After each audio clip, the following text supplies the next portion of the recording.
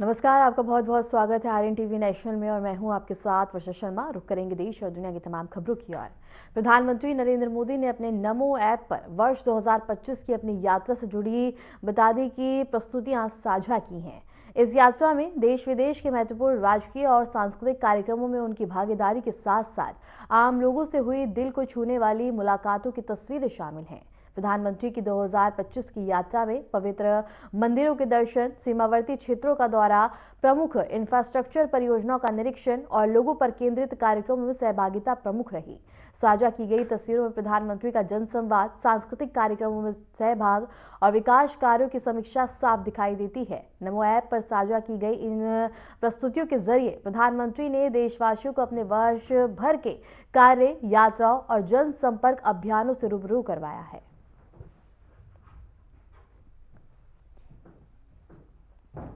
और नमो ऐप पर वर्ष 2025 की तस्वीरें प्रधानमंत्री नरेंद्र मोदी ने साझा की हैं। पीएम मोदी ने ये तस्वीरें साझा की, जहां तमाम तस्वीरें उन्होंने साझा करते हुए अपनी उपलब्धियां, विकास कार्यों का बखान यहां करते हुए नजर आए हैं।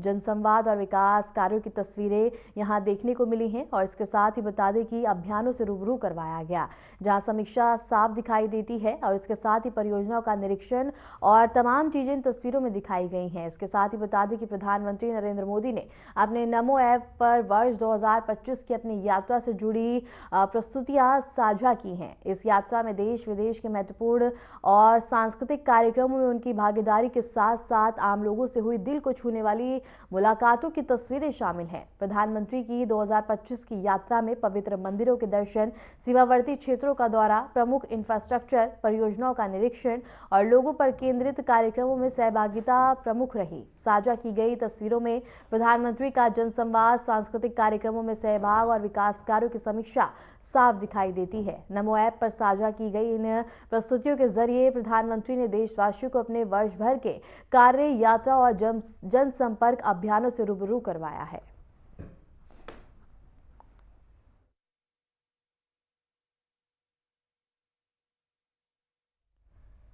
केंद्रीय गृह मंत्री अमित शाह ने कोलकाता में भारतीय जनता पार्टी के कोर ग्रुप के साथ बैठक की। इस दौरान संगठनात्मक मुद्दों और आगामी रणनीति पर चर्चा की गई। इसके अलावा केंद्रीय गृह मंत्री अमित शाह ने प्रवासी मजदूरों के साथ भी बैठक की और उनकी समस्याओं और सुझावों को सुना। बैठक के दौरान प्रवासी मजदूरों से जुड़े मुद्दों के समाधान और कल्याणकारी योजनाओं पर चर्चा की गई। और ये खबर हम आपको कोलकाता से बता रहे हैं, जहां केंद्रीय गृह मंत्री अमित शाह ने बैठक की अध्यक्षता करी। बीजेपी कोर ग्रुप के साथ यहां चर्चा की गई है तमाम रणनीतियों पे, आगामी रणनीतियों पे। प्रवासी मजदूरों से मिले अमित शाह और संगठन और रणनीति पे यह मंथन देखने को मिला। इसके साथ ही बता दें कि यहाँ मजदूरों की उन्होंने तमाम समस्याएं सुनी हैं और इसके साथ ही यहाँ तमाम जानकारी भी उन्होंने प्राप्त की है। इसके साथ ही केंद्रीय गृह मंत्री अमित शाह ने कोलकाता में भारतीय जनता पार्टी के कोर ग्रुप के साथ बैठक की। इस दौरान संगठनात्मक मुद्दों और आगामी रणनीति पर चर्चा की गई। इसके अलावा केंद्रीय गृह मंत्री अमित शाह ने प्रवासी मजदूरों के साथ भी बैठक की और उनकी समस्याओं और सुझावों को सुना। बैठक के दौरान प्रवासी मजदूरों से जुड़े मुद्दों के समाधान और कल्याणकारी योजनाओं पर चर्चा देखने को मिली है।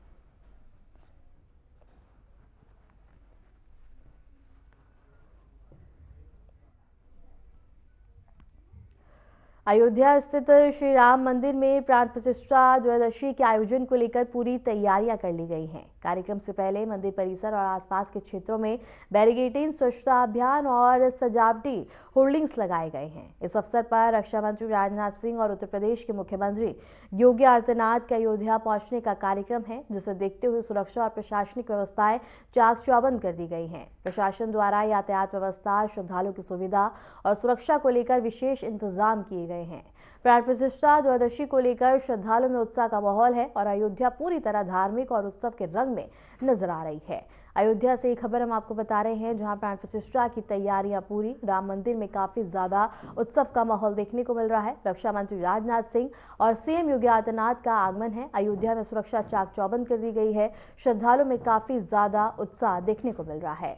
इसके साथ ही ये खबर हम आपको अयोध्या से बता रहे हैं, जहां बता दें कि अयोध्या बहुत ही भव्य नजर आ रही है, जहां सीएम योगी आदित्यनाथ और रक्षा मंत्री राजनाथ सिंह का आगमन है।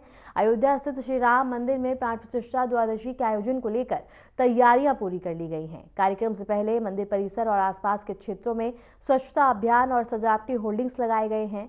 इस अवसर पर रक्षा मंत्री राजनाथ सिंह और उत्तर प्रदेश के मुख्यमंत्री योगी आदित्यनाथ के अयोध्या पहुंचने का कार्यक्रम है, जिसे देखते हुए सुरक्षा और प्रशासनिक व्यवस्थाएं चाक चौबंद कर दी गई हैं। प्रशासन द्वारा यातायात व्यवस्था, श्रद्धालुओं की सुविधा और सुरक्षा को लेकर विशेष इंतजाम किए गए।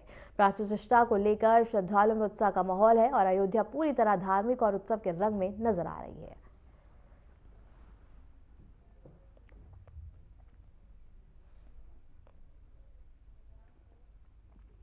हरियाणा के मुख्यमंत्री नायब सिंह सैनी कुरुक्षेत्र में स्थित तिरुमाला तिरुपति मंदिर में आयोजित एक कार्यक्रम में शामिल हुए।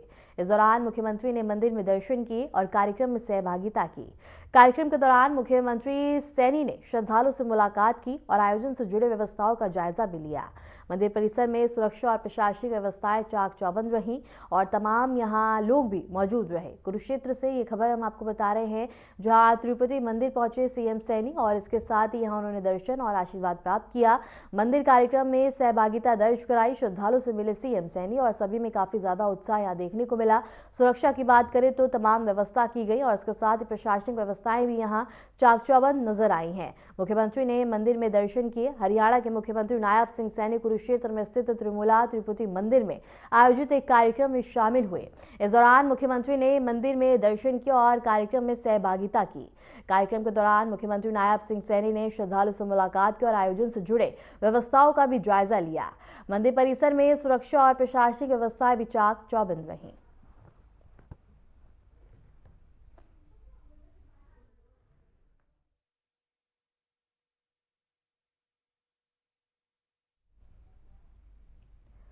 मुख्यमंत्री नायब सिंह सैनी ने गुरुग्राम विधायक मुकेश शर्मा के जन्मदिन के अवसर पर आयोजित विकसित गुरुग्राम महारैली में मुख्य अतिथि के रूप में शिरकत की। इस दौरान मुख्यमंत्री ने विधायक को जन्मदिन और उपस्थित जनसमूह को नववर्ष की शुभकामनाएं दी। मुख्यमंत्री ने कहा कि सरकार जो वादे करती है उन्हें धरातल पर उतारने का कार्य करती है। उन्होंने बताया कि विधानसभा चुनावों के संकल्प पत्र में किए गए 217 वादों में से 54 वादे एक वर्ष में पूरे किए जा चुके हैं, जबकि शेष पर कार्य प्रगति पर है। उन्होंने दोहराया कि सरकार सबका साथ, सबका विकास, सबका विश्वास और सबका प्रयास के संकल्प पर कार्य कर रही है। इस अवसर पर मुख्यमंत्री ने गुरुग्राम में कुल 113 करोड़ 64 लाख रुपए की विकास परियोजना का उद्घाटन और शिलान्यास किया। इनमें बता दें कि लेवल कार पार्किंग और समुदाय केंद्र, सड़क, सीवेज और इसके साथ ही पेयजल पाइपलाइन, हॉस्टल निर्माण और सब्जी मंडी की मरम्मत जैसी परियोजनाएं शामिल हैं, जो शहर के बुनियादी ढांचे को मजबूत करेंगी। और गुरुग्राम से खबर हम आपको बता रहे हैं, जहां विकसित गुरुग्राम महारैली का आयोजन और इसके साथ ही महारैली में पहुंचे सीएम सैनी। गुरुग्राम को 113 करोड़ की सौगात दी गई है। सीएम सैनी ने गिनाई उपलब्धियां, विकास कार्यों और इसके साथ ही परियोजनाओं का यहां उद्घाटन भी सीएम सैनी के द्वारा किया गया। इसके साथ ही बता दें कि सीएम सैनी ने कहा कि जो वादे किए गए थे उनको पूरा किया गया है और जो अन्य शेष कार्य बचे हैं उन पे भी कार्य प्रगति पे है।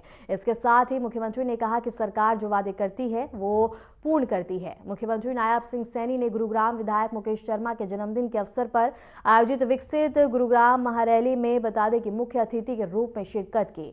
इस दौरान मुख्यमंत्री ने विधायक को जन्मदिन और उपस्थित जनसमूह को नववर्ष की शुभकामनाएं दी। मुख्यमंत्री ने कहा कि सरकार जो वादे करती है उन्हें धरातल पर उतारने का कार्य करती है। उन्होंने बताया कि विधानसभा चुनावों के संकल्प पत्र में किए गए 217 वादों में से 54 वादे एक वर्ष में पूरे किए जा चुके हैं, जबकि शेष पर कार्य प्रगति पे है। उन्होंने दोहराया कि सरकार सबका साथ, सबका विकास, सबका विश्वास और सबका प्रयास के संकल्प पर कार्य कर रही है। इस अवसर पर मुख्यमंत्री ने गुरुग्राम में कुल 113 करोड़ 64 लाख रुपए की विकास परियोजना का उद्घाटन और शिलान्यास किया। इनमें मल्टी लेवल कार पार्किंग, समुदाय केंद्र, सड़क और सीवेज, पेयजल पाइपलाइन, हॉस्टल निर्माण और सब्जी मंडी की मरम्मत जैसी परियोजनाएं शामिल हैं, जो शहर के बुनियादी ढांचे को मजबूत करेंगी।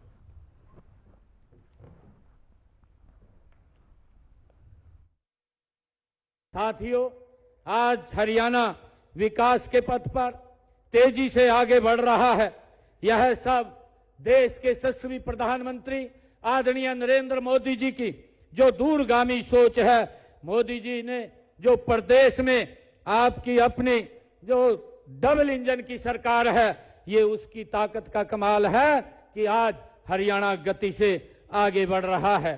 साथियों, मुझे ये खुशी भी है आप सबको बताते हुए कि हमने 2014 से अब तक गुरुग्राम विधानसभा में, जो हमारी गुरुग्राम विधानसभा है, इस विधानसभा क्षेत्र में लगभग 2000 करोड़ रुपए की लागत के विकास कार्य यहां पर हमने पिछले 10 वर्षों के अंदर कराने का काम ये हमारी सरकार ने किया है। साथ छत्तीसगढ़ के मुख्यमंत्री विष्णुदेव साय ने कहा कि 2023 के विधानसभा चुनावों के दौरान प्रधानमंत्री नरेंद्र मोदी और बीजेपी द्वारा प्रदेश की जनता से किए गए वादों, जिन्हें मोदी की गारंटी का नाम दिया गया था, उन्हें उनकी सरकार लगातार पूरे कर रही है। उन्होंने बताया कि इन वादों में से अधिकांश पर काम पूरा हो चुका है और जबकि शेष पर तेजी से कार्य किया जा रहा है। मुख्यमंत्री ने कहा कि उनकी सरकार का लक्ष्य केवल विकास योजनाओं को लागू करना ही नहीं, बल्कि प्रदेश की जनता को स्वच्छ, पारदर्शी और जवाबदेही प्रशासन देना है। उन्होंने भरोसा दिलाया कि आने वाले समय में भी सरकार जनहित के कार्यों को प्राथमिकता देते हुए प्रदेश के विकास के लिए प्रतिबद्ध रहेगी। इसके विधानसभा चुनाव में जो भी वादा हमारी पार्टी का, हमारे देश के यशस्वी प्रधानमंत्री जी का छत्तीसगढ़ की 3 करोड़ जनता से था, जिसको मोदी की गारंटी का नाम दिए थे, और मोदी की गारंटी के अधिकांश कामों को हमारी सरकार ने 2 साल में पूरा किया है। चाहे वो प्रधानमंत्री आवास की बात हो, या किसानों से किया गया वादा हो, या 70 लाख महिलाओं को आर्थिक रूप से सशक्त करने के लिए महतारी बंधन योजना हो, या तेंदुपत्ता का कीमत बढ़ाने की बात हो, चरण पादुका योजना की बात हो, या रामलला दर्शन योजना में अभी तक 38,000 से ज़्यादा राम भक्त लाभ ले चुके हैं। मुख्यमंत्री तीर्थ यात्रा दर्शन योजना भी फिर से शुरू किए हैं, और जितने पिछले सरकार में करप्शन हुए हैं उनकी भी केंद्रीय और प्रदेश की जांच एजेंसियां जांच कर रही हैं, और जो भी दोषीदार पाए जा रहे हैं वो दंडित भी हो रहे हैं, और हम लोग एक स्वच्छ प्रशासन देने का काम भी कर रहे हैं।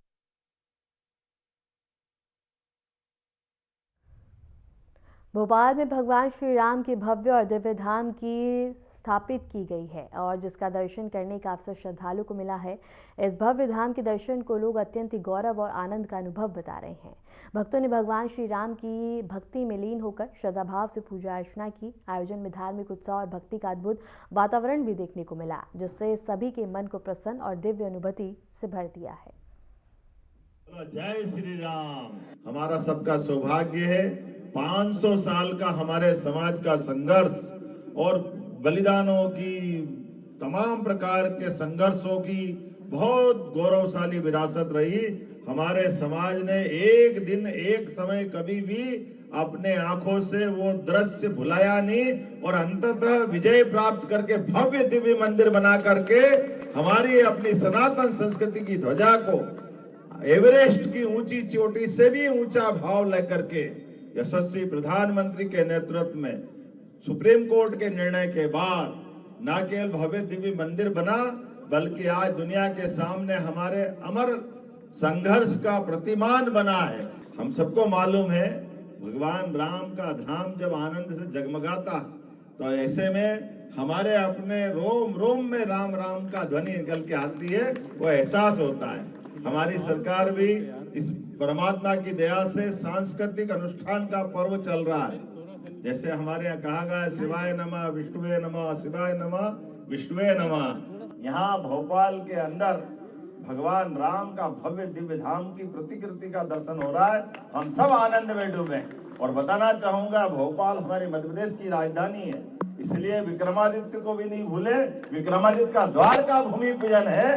हो सकता है अगले साल तक द्वार हमारा बन के तैयार होगा, और जब विक्रमादित्य होगा, ये 2000 साल पे विक्रमादित्य के अनुसरण करने वाले एक और राजा हुए, जिनने ये सपना देखा कि मैं विक्रमादित्य के समान रहूं। तो विक्रमादित्य 32 पुतले की कहानी राजा भोज ने सुनी, तो राजा भोज का द्वार भी बनेगा हमारे यहाँ पर, इसी राजधानी के एक मार्ग पर। और भगवान राम की बात आपने कही, भगवान राम, भगवान कृष्ण, इसका अतीत भी हमारी राजधानी से जुड़ा हुआ है। तो हमारे राजधानी के एक एक मार्ग पर उनके द्वार बनते जाएंगे, ताकि हमारी राजधानी में पूरे प्रदेश का गौरव समाहित हो। इसलिए कई सारे काम हमारी सरकार कर रही है। उसमें से श्री राम वनगमन पथ, चित्रकूट का धाम भव्य दिव्य बने, भगवान कृष्ण की जहां जहां लीलाएं हुई, सांदीपनी आश्रम सहित वो सब भव्य दिव्य बने, श्री कृष्ण पाथे बने, नगर नगर में गीता भवन बने और गीता जयंती धूमधाम से बने। ये हमारी सरकार उस पर काम कर रही है। इंदौर में दूषित पानी पीने से मौतों का मामला सामने आया। शहर में अब तक 6 लोगों की मौत की खबर है। पुलिस के अनुसार एसीपी रुबीना ने 2 मौतों की आधिकारिक पुष्टि की है, जबकि मृतकों के परिजनों ने 4 अन्य मौतों की भी पुष्टि की है। मामले को लेकर प्रशासन सतर्क है और हालात पर नजर रखे हुए हैं। इस घटना पर मुख्यमंत्री मोहन यादव ने सोशल मीडिया प्लेटफॉर्म एक्स पर दुख जताया। मुख्यमंत्री ने लिखा कि इंदौर शहर के भागीरथपुरा क्षेत्र में हुई यह घटना बेहद ही दुखद है। उन्होंने मृतकों को श्रद्धांजलि अर्पित करते हुए प्रभावितों की शीघ्र स्वस्थ होने की कामना की। मुख्यमंत्री ने ऐलान किया है कि मृतकों के परिजनों को 2-2 लाख रुपए की आर्थिक सहायता दी जाएगी। साथ ही सभी मरीजों के इलाज का पूरा खर्च राज्य सरकार वहन करेगी। मुख्यमंत्री ने अधिकारियों को स्थिति पर नजर रखने और मामले में प्रभावी कार्रवाई करने के निर्देश दिए हैं।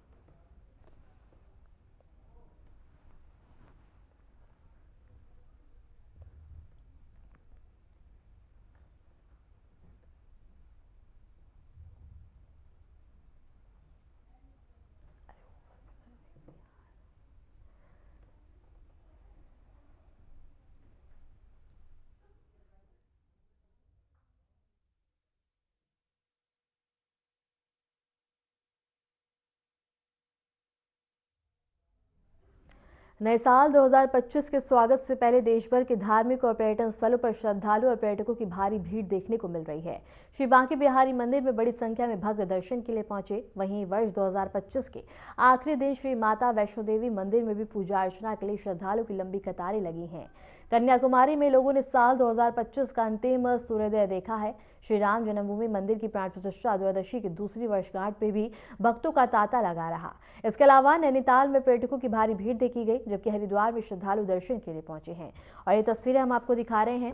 पहली तस्वीर अयोध्या से दिखा रहे हैं, दूसरी हरिद्वार से, तीसरी कन्याकुमारी से, चौथी कटरा से, पांचवी मथुरा से है, छठी नैनीताल से। और आप देख सकते हैं कि अयोध्या में भी श्री राम जन्मभूमि मंदिर में किस तरह से लोगों का तांता लगा हुआ है। हरिद्वार में भी यहाँ भक्त दर्शन के लिए पहुंच रहे हैं। कन्याकुमारी में भी काफी ज्यादा यहाँ लोग लुत्फ उठाते हुए नजर आ रहे हैं, दर्शन और पूजा कर रहे हैं।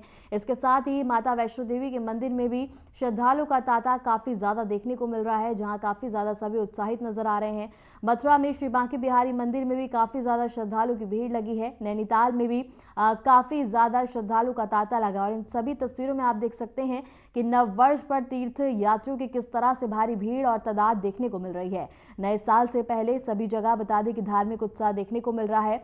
देश भर में काफी ज्यादा श्रद्धालुओं का तांता लगा हुआ है और सभी यहाँ बता दें कि उत्साहित होते हुए दर्शन पूजन करते हुए और मनोरंजन करते हुए नजर आ रहे हैं। इसके साथ ही अगर बात करें सुरक्षा की, तो सुरक्षा के मद्देनजर भी व्यापक इंतजाम किए गए हैं। मंदिर परिसर में भी व्यापक इंतजाम किए गए हैं ताकि श्रद्धालु की व्यवस्था में कोई भी चूक ना हो। इसके साथ ही यहाँ सभी हर्षोल्लास से दर्शन पूजन और इसके साथ ही साल को विदा करते हुए नजर आ रहे हैं। और इन तस्वीरों में भी आप साफ देख सकते हैं कि किस तरह से भव्य और दिव्यता यहाँ मंदिरों में देखने को मिल रही हैं, सजावटें देखने को मिल रही हैं और यहाँ श्रद्धालुओं का काफी ज्यादा जनसैलाब सभी तस्वीरों में देखने को मिल रहा है। और यहाँ पर्यटकों की भारी भीड़ देखने को मिल रही है। श्री बांके बिहारी मंदिर की अगर बात करें तो यहाँ पे भी श्रद्धालुओं का तांता काफी ज्यादा लगा है और काफी बड़ी संख्या में भक्त यहाँ दर्शन के लिए पहुंचे हैं। वहीं 2025 के आखिरी दिन में श्री माता वैष्णो देवी मंदिर की भी तस्वीरें हम आपको दिखा रहे हैं, जहाँ श्रद्धालु काफी ज्यादा उत्साहित नजर आ रहे हैं, नाचते थिरकते हुए नजर आ रहे हैं। और इसके साथ ही आप तस्वीरों में भी देख सकते हैं कि काफी हर्षोल्लास के साथ यहाँ सभी दर्शन पूजन और इसके साथ ही यहाँ सभी मनोरंजन होते हुए नजर आ रहे हैं। इसके साथ इन सभी तस्वीरों में आप देख सकते हैं कि किस तरह से श्रद्धालुओं का तांता और पर्यटकों का सैलाब देखने को मिल रहा है, जिससे बता दें कि वहां के व्यवसाय में भी काफी ज्यादा बढ़ोतरी देखने को मिल रही है।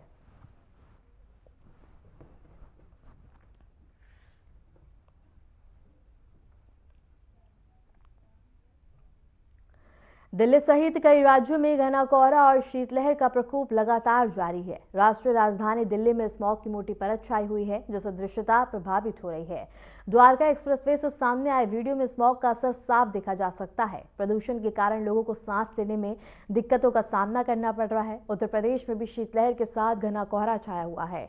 ठंड बढ़ने के कारण जनजीवन प्रभावित हो रहा है। लोग ठंड से बचने के अलावा सहारा लेते हुए नजर आ रहे हैं। सुबह और रात के समय सड़कों पर दृश्यता बेहद ही कम हुई है। हरियाणा में कड़ाके की ठंड के साथ घना कोहरा छाया हुआ है। ठंड और कोहरे के चलते वाहनों की रफ्तार धीमी हो गई है और लोगों को आवाजाही में परेशानी हो रही है।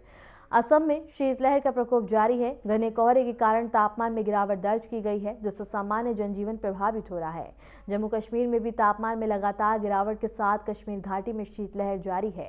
ठंड बढ़ने से लोगों की मुश्किलें बढ़ गई हैं और जनजीवन पर असर पड़ रहा है। पंजाब में भी शीतलहर का असर बना हुआ है और शहर में घना कोहरा छाया है। सुखना लेक से सामने आए वीडियो में ठंड और कोहरे का असर साफ देखा जा सकता है और ये तस्वीरें भी हम आपको दिखा रहे हैं। पहली तस्वीर असम की है, दूसरी उत्तर प्रदेश की, तीसरी जम्मू कश्मीर, चौथी दिल्ली की है, पांचवी पंजाब की और छठी हरियाणा की। और आप 6 तस्वीरों में देख सकते हैं कि किस तरह से ठंड का प्रकोप यहाँ जारी है। कोहरे काफी ज्यादा लोगों की चिंता बढ़ाता हुआ नजर आ रहा है। कोहरे के कारण दृश्यता कम हो गई है। लोग अलाव का सहारा लेते हुए नजर आ रहे हैं, घर में कैद होने को मजबूर हैं। और इसके साथ ही बता दें कि इस दृश्यता के चलते वाहनों की रफ्तार काफी धीमी हो गई है, क्योंकि दुर्घटना की काफी ज्यादा आशंकाएं हैं। और इसके साथ ही बता दें कि यहाँ लोग गर्म कपड़े और ज्यादा से ज्यादा और इसके साथ ही अलाव का सहारा लेते हुए नजर आ रहे हैं। और बता दें कि दृश्यता इतनी बेहद कम है कि मॉर्निंग वॉक के भी दौरान बता दें कि यहाँ संख्या काफ़ी कम नज़र आ रही है। और आप साफ तस्वीरों में देख सकते हैं कि किस तरह से कोहरे का प्रकोप जारी है। दृश्यता कम है, लोगों की सड़कों पे बता दें कि काफ़ी संख्या कम होती हुई नज़र आ रही है। वाहनों को आने में जाने में सबसे ज़्यादा दिक्कत हो रही है।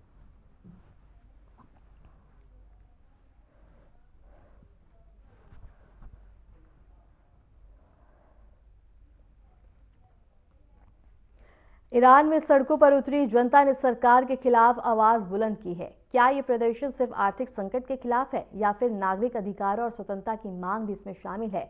आखिर क्यों हजारों लोग अपनी नाराजगी जाहिर करने के लिए सड़कों पर उतर रहे हैं? क्या सरकार इस जनता के गुस्से को नियंत्रित कर पाएगी या फिर विरोध प्रदर्शन और भी तेज होगा? देखिए हमारी ये खास रिपोर्ट। ईरान जहां जनता का गुस्सा एक बार फिर से सड़कों पर फूट पड़ा है। इस बार वजह है आर्थिक बदहाली और रिकॉर्ड महंगाई। ईरानी मुद्रा रियाल डॉलर के मुकाबले अब तक के सबसे निचले स्तर पर पहुंच चुकी है। नतीजा, रोजमर्रा की जरूरतें आम लोगों की पहुंच से बाहर हो गई हैं। क्यों सड़कों पर उतर आए ईरान के लोग?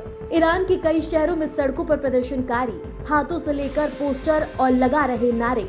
आर्थिक संकट और नागरिक अधिकारियों की मांग। आर्थिक संकट और जीवन यापन कठिन, नागरिक स्वतंत्रता और अधिकारों की मांग, युवाओं और महिलाओं की बढ़ रही भागीदारी, सुरक्षा बलों के साथ टकराव और तनाव जारी। महंगाई दर 40% के करीब है। खाद्य पदार्थ, दवाइयाँ और ईंधन सब कुछ महंगा। बता दें कि तेहरान के ग्रैंड बाजार में दुकानदारों ने विरोध में अपनी दुकानें बंद कर दी हैं। व्यापारियों का कहना है कि सरकारी नीतियों ने छोटे कारोबारों को तबाह कर दिया है। लेकिन ये गुस्सा अचानक नहीं फूटा। इसकी जड़ें साल 2022 से जुड़ी हैं, जब बता दें कि महसा आमनी की मौत के बाद ईरान में हिजाब कानून के खिलाफ देशव्यापी प्रदर्शन हुए। नारा गूंजा, वुमन लाइफ फ्रीडम। उस आंदोलन ने सरकार और जनता के बीच दरार को और गहरा कर दिया। आइए एक बार ग्राफिक्स के माध्यम से जान लेते हैं ईरान में कब और कौन सी घटना और उसका वजह क्या है। समय 2022, महसा आमनी मौत के बाद। वजह हिजाब कानून और पुलिस कुर्ता। 2023 से 24, व्यापक महिला विरोध, सामाजिक आजादी की मांग। मई 2025 में श्रमिक, ट्रक्स, किसान हड़तालें, आर्थिक नीतियों के खिलाफ। मध्य 2025, पानी बिजली संकट, बुनियादी सुविधा की कमी के खिलाफ। दिसंबर 2025, रिकॉर्ड मुद्रा गिरावट प्रदर्शन, आर्थिक संकट चरम पर। साल 2025 में हालात और बिगड़े। मजदूर, ट्रक ड्राइवर, किसान सभी ने अलग अलग मुद्दों पर हड़ताल और प्रदर्शन किए। कहीं कम मजदूरी का विरोध तो कहीं पानी और बिजली संकट। जनता का भरोसा सरकारी व्यवस्था से लगातार टूटता चला गया। ईरान के राष्ट्रपति ने सरकार से कहा है कि विरोधकारियों की वैध मांगों को सुना जाए और उनके प्रतिनिधियों के साथ बातचीत कर कदम उठाए जाए ताकि आर्थिक संकट को हल किया जा सके। उन्होंने अधिकारियों को संवाद का निर्देश दिया है। सरकार ने विरोध को दबाने के लिए कड़े कदम उठाए। कई इलाकों में इंटरनेट बंद किया, सुरक्षा बलों की तैनाती बढ़ाई, लेकिन इसके बावजूद लोगों का गुस्सा थमने का नाम नहीं ले रहा। जानकारों का मानना है कि ईरान का यह आंदोलन किसी एक नेता या संगठन का नहीं, यह जनता के भीतर लंबे समय से जमा आर्थिक और सामाजिक असंतोष का नतीजा है। और जब तक महंगाई और बेरोजगारी पर काबू नहीं पाया जाता तो ये विरोध जारी रह सकता है। ईरान में यह विरोध प्रदर्शन दिखता है कि जनता अब चुप नहीं है। आर्थिक और सामाजिक संकट ने लोगों को सड़कों पर ला दिया है और सरकार पर दबाव बढ़ा दिया। आगे की स्थिति कैसे होगी ये आने वाले दिनों में स्पष्ट होगा। Bureau report, Aryan TV. फिलहाल के लिए खबरों में इतना ही और ऐसे देश और दुनिया की तमाम खबरों को जानने के लिए देखते रहिए आर्यन टीवी नेशनल।